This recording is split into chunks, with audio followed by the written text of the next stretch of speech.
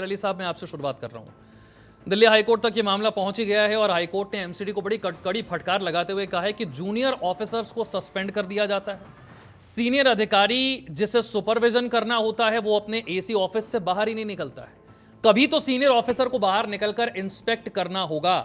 एक दिन आप कहते हैं कि साहब पानी की कमी है, अगले दिन आप कहते हैं कि बाढ़ आ गई है। आपकी प्लानिंग किसी भी चीज को लेकर नजर नहीं आती है। देखिए, बीजेपी जहां कहीं भी जुड़ी हुई है, भारत सरकार या फिर जिन जिन प्रदेशों में बीजेपी की सरकार है, वहाँ वो काम की बात तो करने से बिल्कुल गुरेज करते हैं, भागते फिरते हैं। उन्हें चाहिए सिर्फ जात पात, हिंदू मुस्लिम, इसके अलावा कुछ नहीं। छात्रों से उनका प्यार आपको पिछले कई दिनों से दिख रहा है।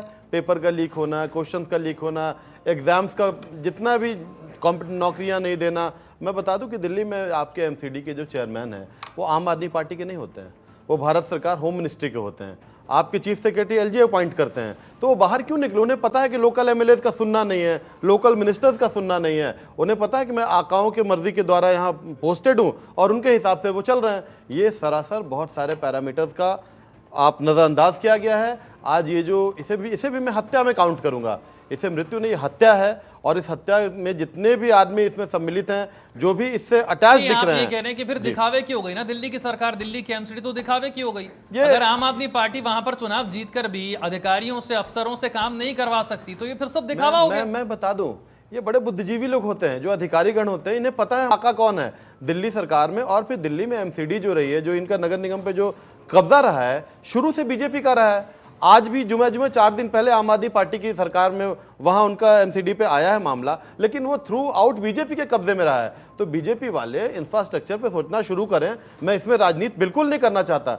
मैं उन बच्चों के परिवार के सामने अपनी संवेदना व्यक्त करता हूं। दिल से तकलीफ हो रहा है कि ये आम बच्चे तो बच्चे होते हैं, लेकिन ये आम बच्चे नहीं है, बड़ा सपना लेकर के देश हित में काम करने के लिए यूपीएससी की प्रिपरेशन के लिए आए हैं। यूपीएससी की प्रिपरेशन जो करने आते हैं, वो अमूमन प्रिपेयर्ड अपने प्रिपरेशन में सक्सेसफुल लेने के बाद, सक्सेस होने के बाद वो देश हित में आईएएस, आईपीएस, आईआरएस, आईएफएस के तौर पे काम करते हैं।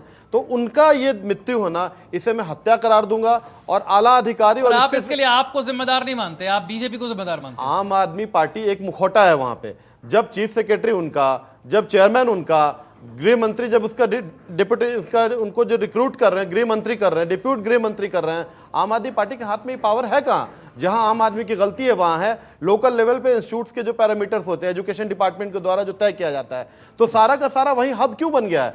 आप जब राउज हो या कोई भी बड़े इंस्टीट्यूट हो, आप जो प्रिपरेशन करा रहे हैं, तो इस प्रिपरेशन के लिए आप किसी अच्छे इलाके में क्यों नहीं जा रहे हैं, जहां सारा चीज सिस्टमैटिक है? बच्चों की जिंदगी के साथ क्यों खेल रहे हैं? वहां ओनर्स के बारे में शिकायत आ रहा है, वो बच्चों का शोषण करते हैं, मनमाना किराया लेते हैं। तो इस तरह वहां के local MLA, local ward councillor की जिम्मेदारी बनती है, लोकल एमपी की जिम्मेदारी बनती है कि फ्री में बैठ करके सिर्फ भाजपा, भारतीय जनता पार्टी से सैलरी ना लें, वो काम करें, जन की बात करें, मन की बात ना करें। ठीक है।